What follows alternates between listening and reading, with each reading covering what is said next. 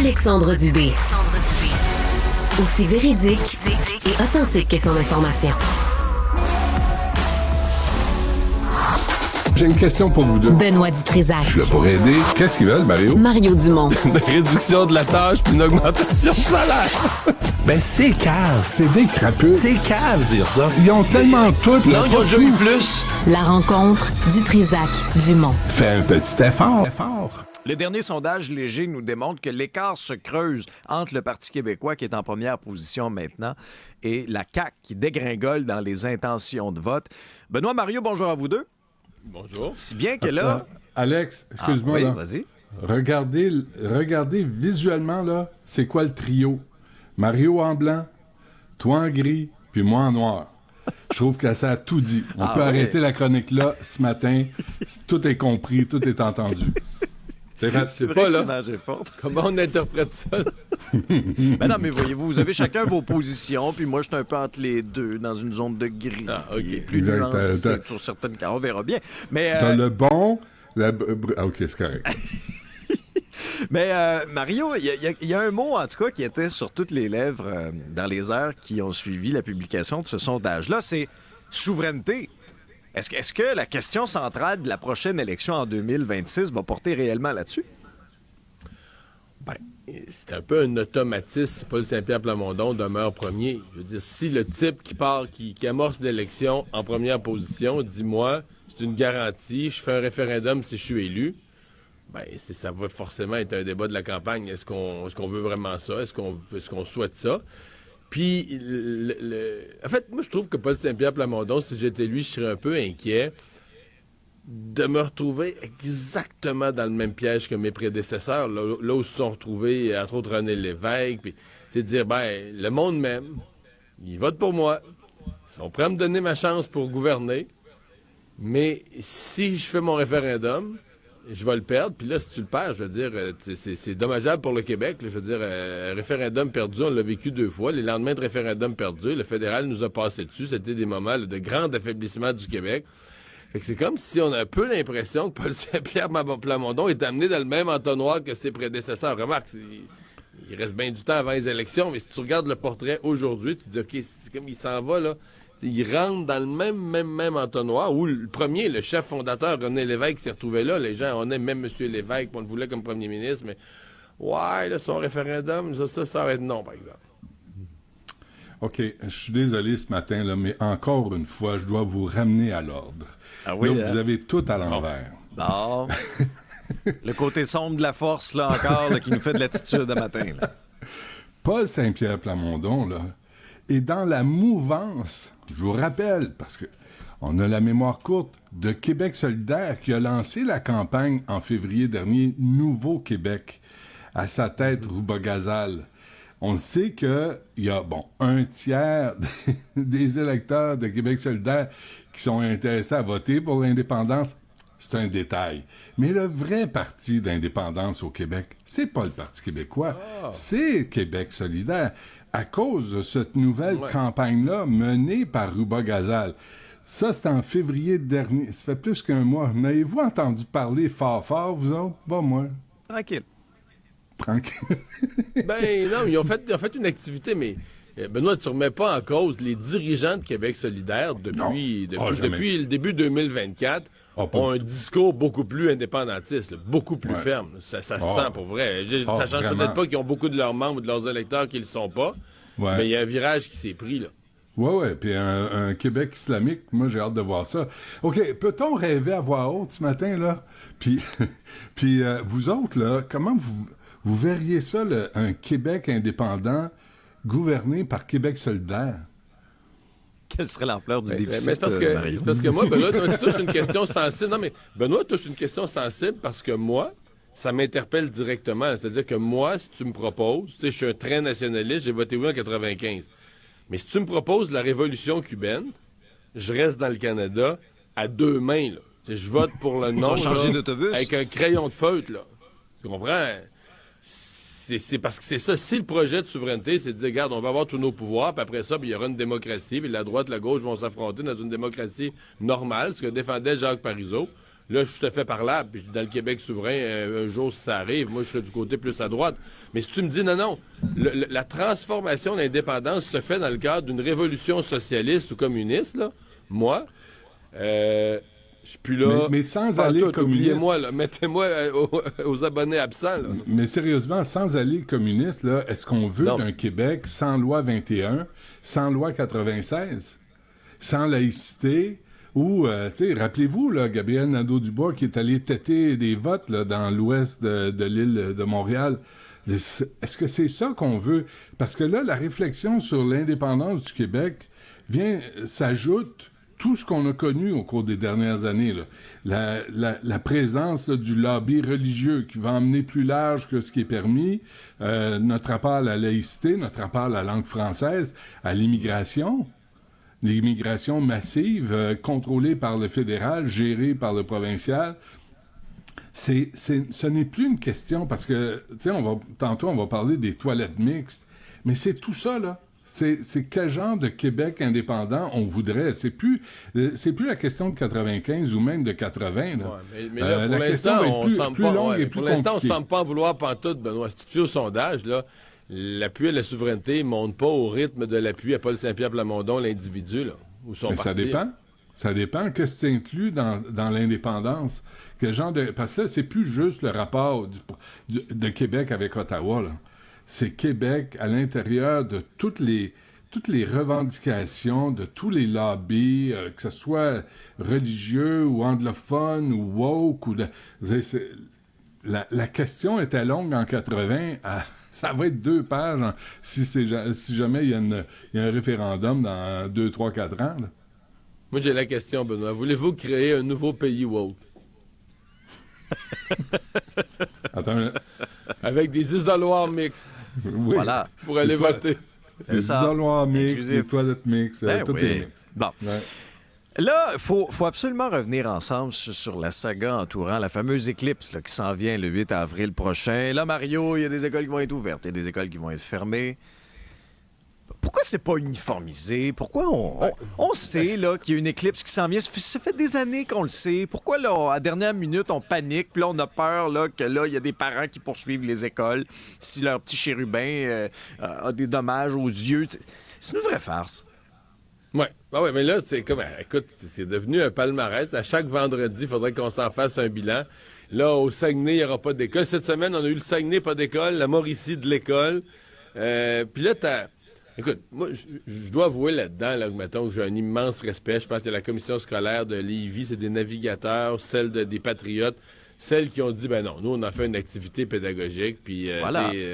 Non seulement il va y avoir de l'école, mais on l'adapte à ça. Bravo. Ben oui. Mais sincèrement, ça devient une comédie qui raconte quelque chose, puis je suis le premier à souhaiter là, que la décentralisation, bravo, puis que chaque commission scolaire ou chaque centre de services scolaires gère ses affaires à l'échelle locale selon les besoins de la population locale puis du territoire. Je suis là à 100%. Mais disons qu'une fois de temps en temps comme ça peut donner lieu à un vaudeville. Et c'en est un, d'abord, qui nous rappelle à quel point on est vite à dire au Québec, on ferme les écoles. N'importe quoi arrive, là, on ferme les écoles. On ferme les écoles. Une éclipse, la solution simple, on ferme les écoles. Mais là, ça continue. Là. Je ne sais pas combien il en reste qui ne se sont pas encore positionnés. Mais présentement, tu dois avoir, j'essaie de faire le décompte, tu dois avoir à peu près entre 60 et les 2 tiers, 60% et les 2 tiers des écoles qui vont être fermées. Puis un autre tiers qui vont être ouvertes. À peu près, c'est le décompte que je fais à ce moment-ci. Là. Est-ce que les centres de services qui décident de fermer les écoles lors de l'éclipse solaire prennent les élèves pour des morons? Est-ce qu'ils pensent vraiment là, que les enfants, on va leur dire, là, si tu regardes ça, là, tu peux blesser tes yeux, il y a un président américain qui l'avait fait, là.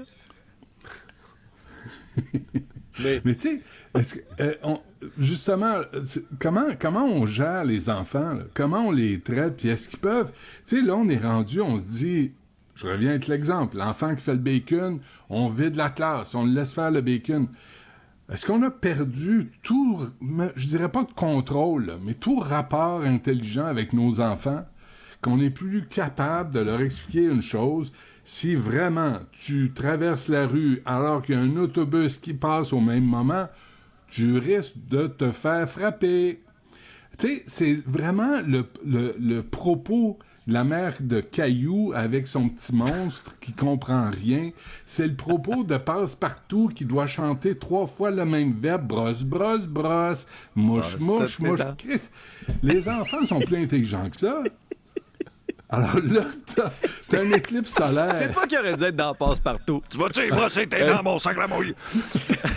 Mais non, tu dis, as-tu brossé tes dents? OK, c'est correct, j'y vais. C'est tout. T'es brossé en haut, t'es brossé en... Mais t'en fais pas une petite chanson blanche. Non, mais...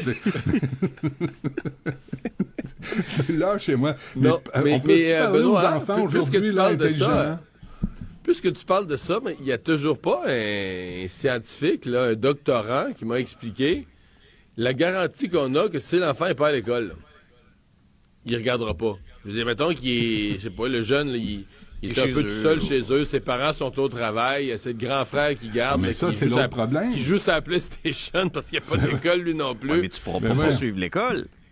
Ah c'est oui, ça. là, non, mais sérieusement, Exactement. c'est peut-être là-dessus que tu mets le doigt sur la bonne affaire, mais c'est ça, on Personne s'entend va que être c'est ridicule responsable. longtemps, là. Ben, personne ne va être responsable de cette situation-là. Voilà. Moi, j'ai fermé l'école. Fait que si ton enfant a regardé l'éclipse solaire comme un tata, ben, c'est pas de ma faute. Ça, c'est l'autre problème. D'abord, notre rapport aux enfants, d'être capable de communiquer avec eux intelligemment, puis de les amener à comprendre une situation. Puis deuxièmement, de toujours éviter d'être responsable en disant, OK, on fait cet exemple-là, on ferme les écoles. Fait que c'est pas de ma faute, je suis pas responsable, je vais faire autre chose pendant ce temps-là. Ça, c'est vraiment typique au Québec. Ben oui, c'est très symptomatique de la société dans laquelle on vit, t'as raison. Hey, Benoît, comment ça se fait qu'au Québec, il y a encore des gens qui meurent à l'urgence sans avoir vu de médecin? Là, c'est une histoire où une dame est morte dans les toilettes. Dans les toilettes de l'urgence, elle a attendu 17 heures. Elle a jamais vu de médecin. En fait, c'est pas vrai. Elle en a vu 2 qui essayaient de la réanimer. Ben oui. Puis sa sœur qui l'accompagnait disait, il n'y a personne qui sortait de l'urgence. Il n'y a pas de patient qui était appelé de toute la nuit, de tout le temps, 17 heures. Tu sais, il y avait la chanson « Où sont les femmes » là, dans les années 70, là, la vieille tune disco quétaine. Là, tu sais, y a-t-il une chanson « Où sont les médecins » dans les urgences? Là, c'est à Joliette à l'été 2023. Et là, tout à coup, t'as pas de médecin. Là, après, il y en a qui poursuivent le gouvernement. Tu sais, il y a des associations d'omnipraticiens qui envoient des mises en demeure au gouvernement. Super. Mais jamais ils répondent à ça. Comment ça se fait que tu as des urgences au Québec et que tu pas un maudit médecin? T'en demandes même pas 2. On n'en veut pas 3. Juste un.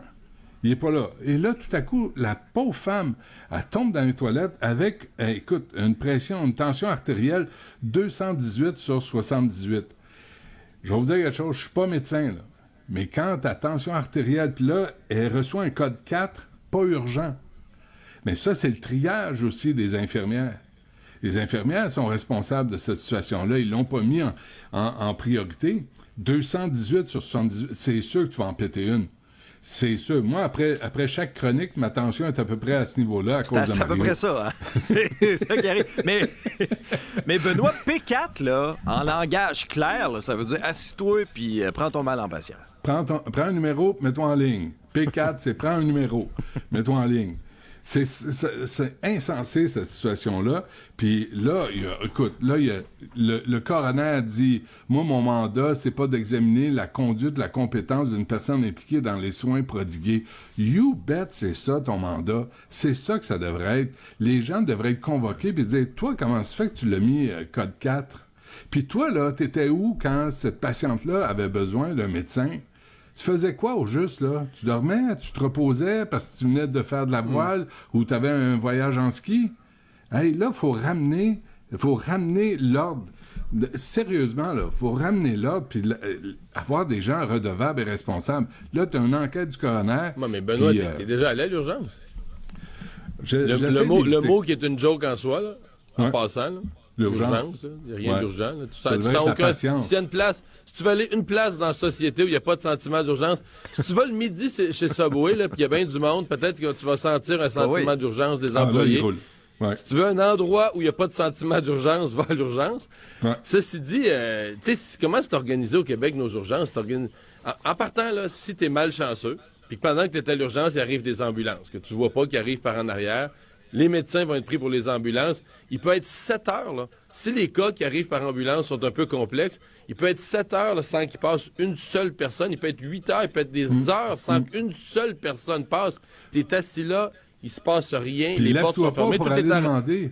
Lève-toi pas pour aller demander à l'infirmière. Ah non, tu vas te faire virer de bord. Tu vas te faire virer de bord comme un T'as même malpropre. pas le droit de savoir ce qui se passe. Ah non, moi, ça m'est arrivé à un moment donné avec ma mère, puis on était à l'urgence, puis son état se détériorait, puis là, à un moment donné, là, j'étais allé m'enquérir de la situation. Est-ce possible de la réévaluer? Je me suis fait revirer là, par une face de plâtre, là.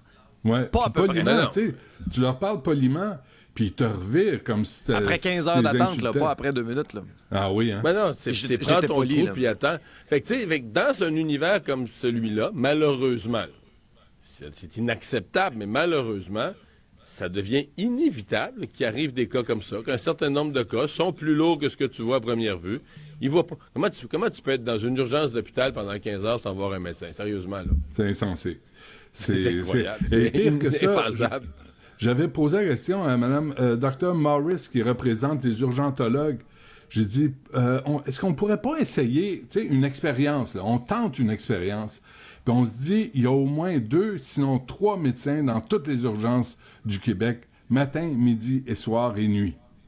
Et boy, c'était tellement hors de question. Ah ouais, ça a été mal Là, je reçu. te dis, pourquoi? Parce que c'est hors de question. Ben pourquoi? Parce que ça se fait pas. Ben pourquoi? Ben non. Attends une minute, Calvaire. C'est nous autres qui payons pour ça, là. Non, mais Puis nous, Benoît, on là, dit, tu vas on me trouver- veut des tu vas me trouver médecins plate. à l'urgence la nuit, le soir, le matin, puis l'après-midi.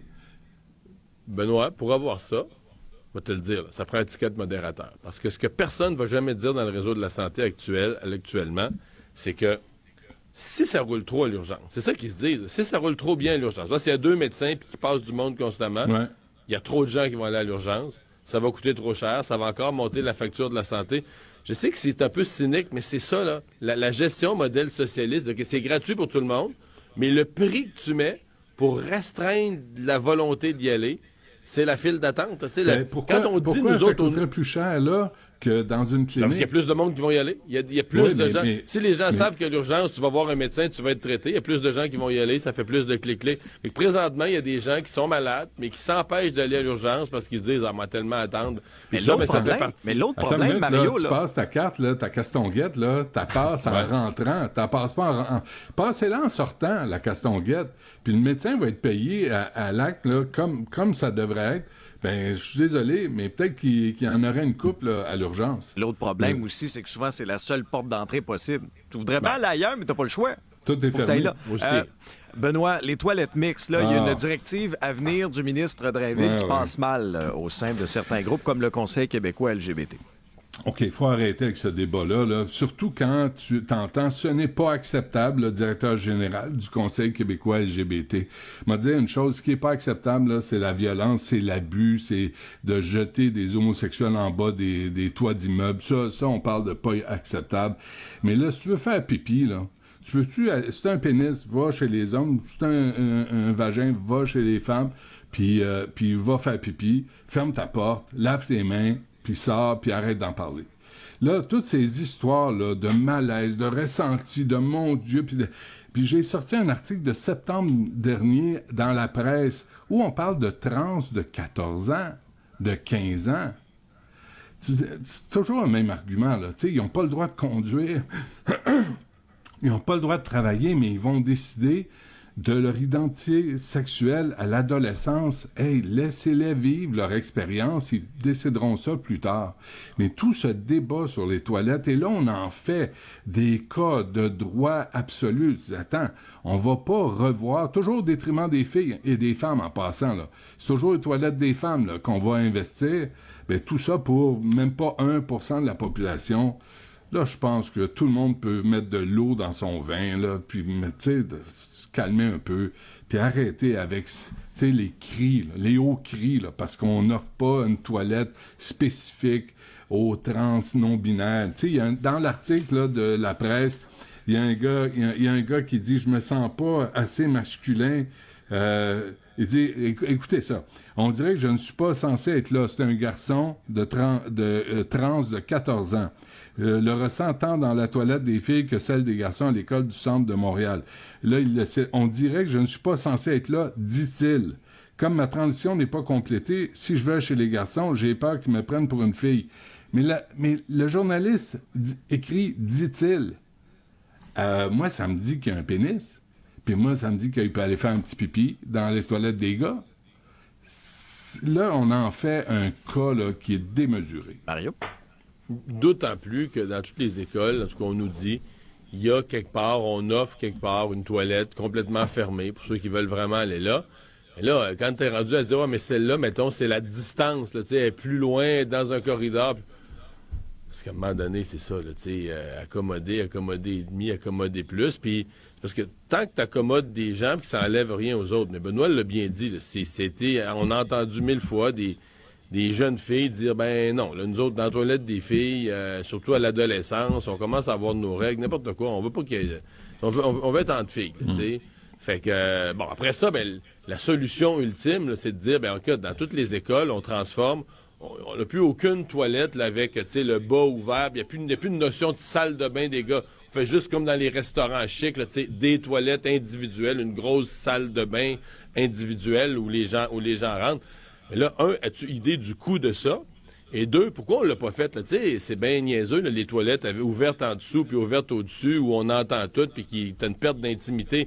Mais si on a fait ça dans les écoles, c'est aussi pour éviter que les jeunes se réunissent 3-4 dans une toilette pour aller d'aller fumer de la drogue ou peu importe. C'est aussi ça, là, de dire, ben, regarde, la toilette, t'as ton intimité juste assez pour ton petit besoin, mais t'as pas assez d'intimité pour te mettre à 5 puis fumer du crack là, pendant les 10 minutes de la récréation. C'est ça le compromis, là.